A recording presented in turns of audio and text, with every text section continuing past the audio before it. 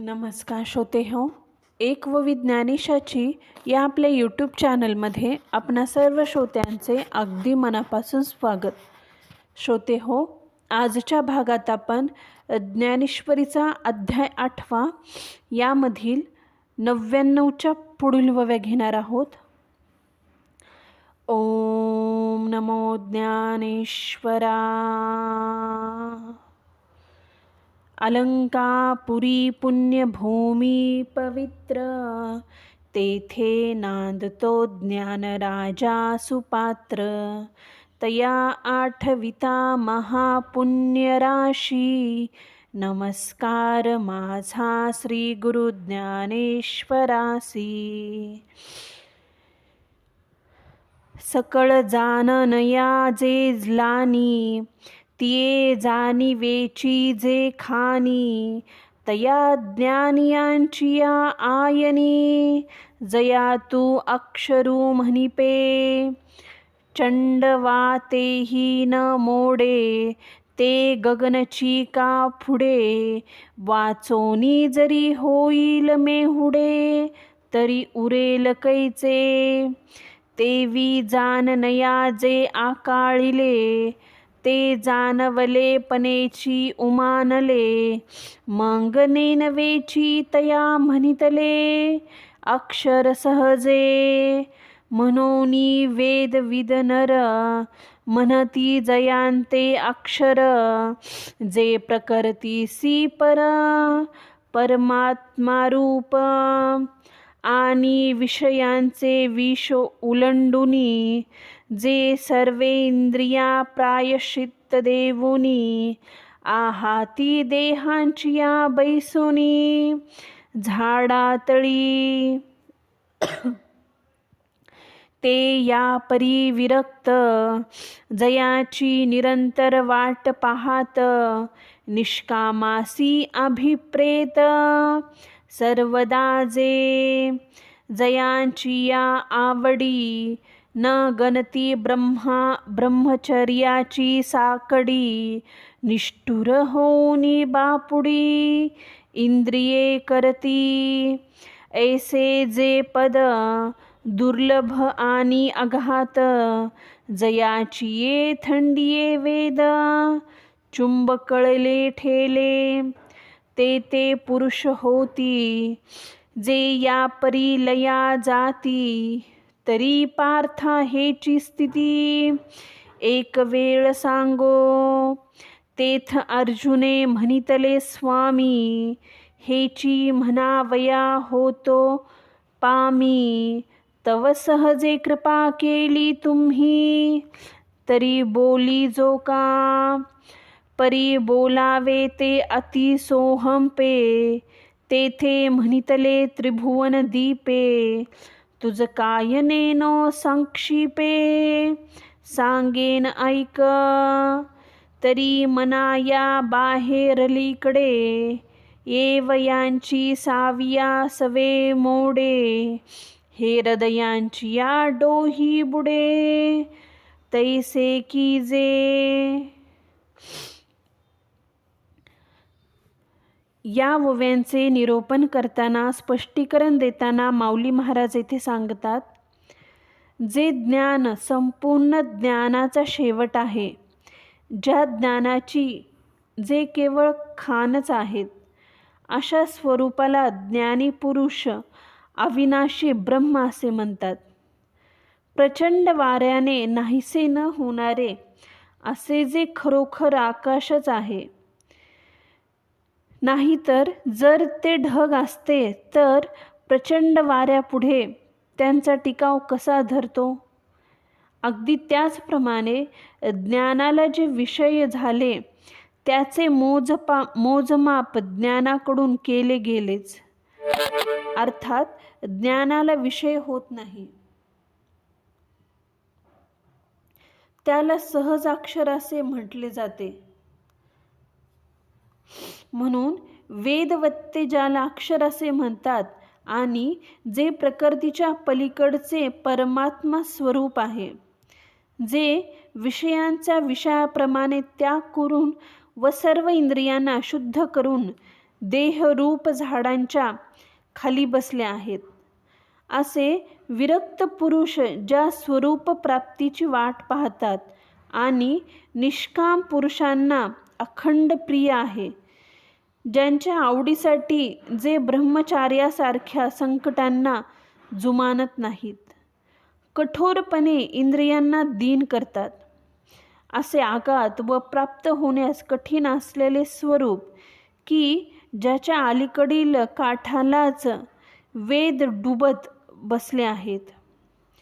अगदी याचप्रमाणे जे पुरुष देह ठेवतात ते परमात्मा स्वरूप होतात.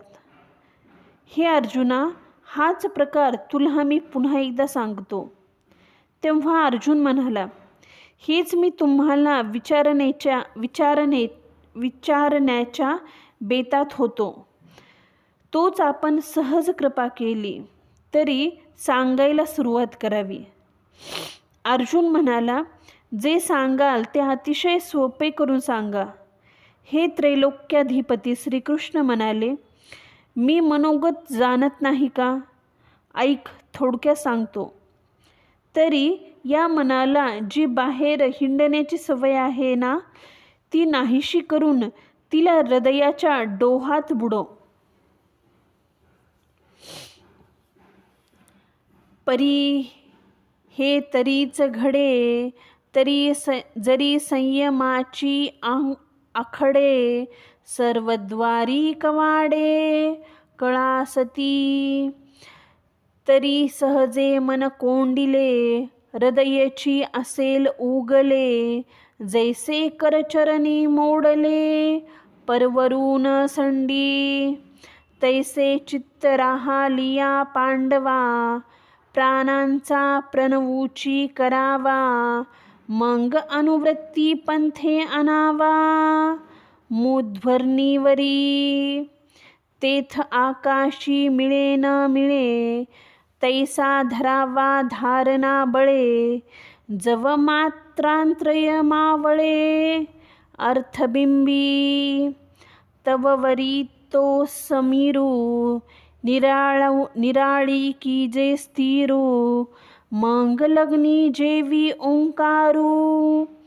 बिंबीची विलसे, तैसे ओम हे स्मरो सरे, आणि तेनेची प्राणुपुरे, मग प्रणवातीत उरे पूर्ण घनजे.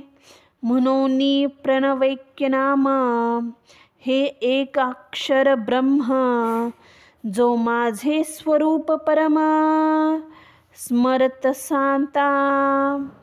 या परित्याजी देहाते, तो त्रिशुद्धी पावे माते.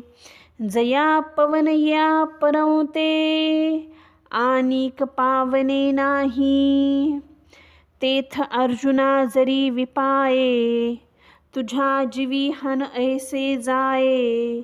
नाहे स्मरण मंग होये, काया सायावरी अंती. या ओव्यांचे निरूपण करताना माऊली महाराज येथे सांगतात, परंतु जर इंद्रियरूपी दारांची निग्रहरूपी कवाडे नेहमी लावली तरच हे घडेल. मग हे मन सहजपणे कोंडले जाऊन हृदयात स्थिर होईल.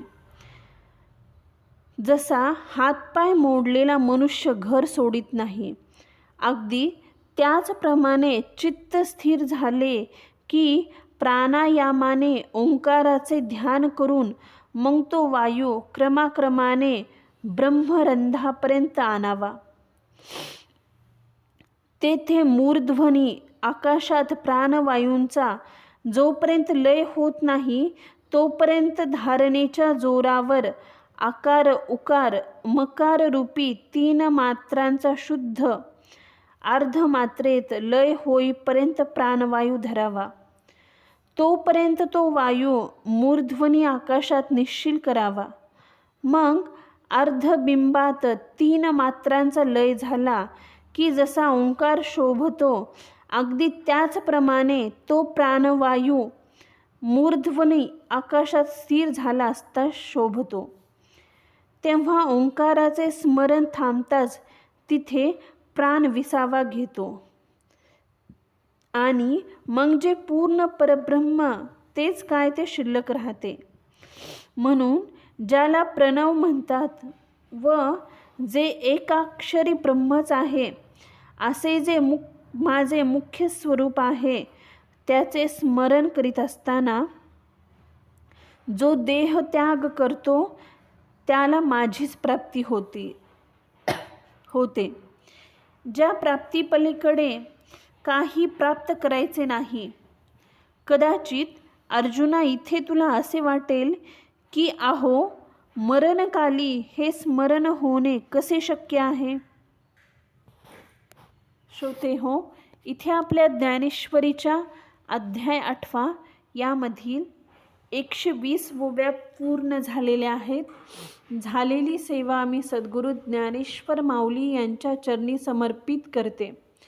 व्हिडिओ आवडल्यास प्लीज चॅनलला लाईक, शेअर आणि सबस्क्राईब जरूर करा. व्हिडिओ कसा वाटला हे कमेंट करून जरूर कळवा. धन्यवाद. ओम नमो ज्ञानेश्वराय.